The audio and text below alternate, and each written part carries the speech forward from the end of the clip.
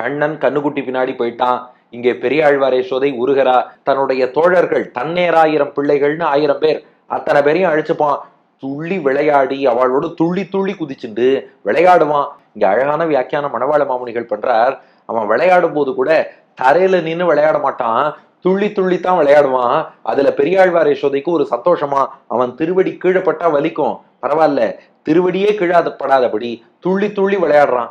இல்லையே, துள்ளும் போதும் திருவடி மீண்டும் பூமிக்கு வருமேன்னா, கண்ணன் துள்றது எப்படின்னா மேலேயே துள்ளின்னு இருப்பானா, திருவடியே பூமியில படாதான். அப்படி துள்ளக்கூடிய ஆற்றலும் உண்டான். துள்றதுன்னா அப்படியே ஒரு துள்ளல்லையே இருப்பானா, திரும்ப கொஞ்சம் இறங்கினாதானே காலும் கீழே இறங்கும், அந்த துள்ளலும் இறங்காது.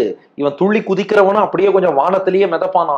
சில பேர் ரொம்ப சந்தோஷமா இருந்தா கேட்போம் இல்லையா, என்னப்பா ஏதோ மிதப்பிலேயே இருக்கியாம்போம். மிதக்கிறதுனா என்ன, காலே பூமியில படலையான்னு அர்த்தம், யூஃபோரியால இருக்கியான்னு அர்த்தம்.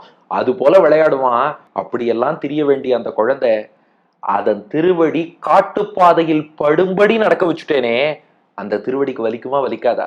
அந்த காடு சூடான காடாச்சே, எவ்வளவு சூடு, கள்ளிச்செடியின் பால் கூட வற்றி போகும் அளவுக்கு பார்த்தா கள்ளிச்செடியே பச்சை கலரா இழந்து நிக்குமா, அந்த அளவுக்கு கொடுமையான வெப்பம் நிறைந்த காடு. அந்த காட்டு பாதையிலே கண்ணுக்குட்டி பின்னாடி எங்க கண்ணனை அனுப்பிட்டேனே, அவன் எப்பேற்பட்டவன்னா, அவன் வைகுண்டத்துல இருக்கும்போது கூட வைகுண்டத்திலேயே திருவடி வைக்க மாட்டாராம்.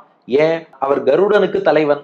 வைகுண்டத்துல ஒரு இடத்துல இருந்து இன்னொரு இடம் பயணிக்கணும்னாலும் கருடனுடைய தோல் மீது திருவடியை வச்சுட்டுதான் பயணிப்பாரே ஒழிய, சில சமயம் தோல்ல, சில சமயம் கருடனுடைய திருக்கரத்துல, அப்படித்தான் பயணிப்பாரே ஒழிய வைகுண்டத்தில் உள்ள தரையில கூட அவன் திருவடி படாது. அவர் கருடன் தோல்ல உட்காந்துன்னு போறவன் அவனை இந்த காட்டு மார்க்கத்துல இப்படி கண்ணுக்குட்டி பின்னாடி அனுப்பிட்டேனே, உருகுகிறாள் பெரியாழ்வார் யசோதை.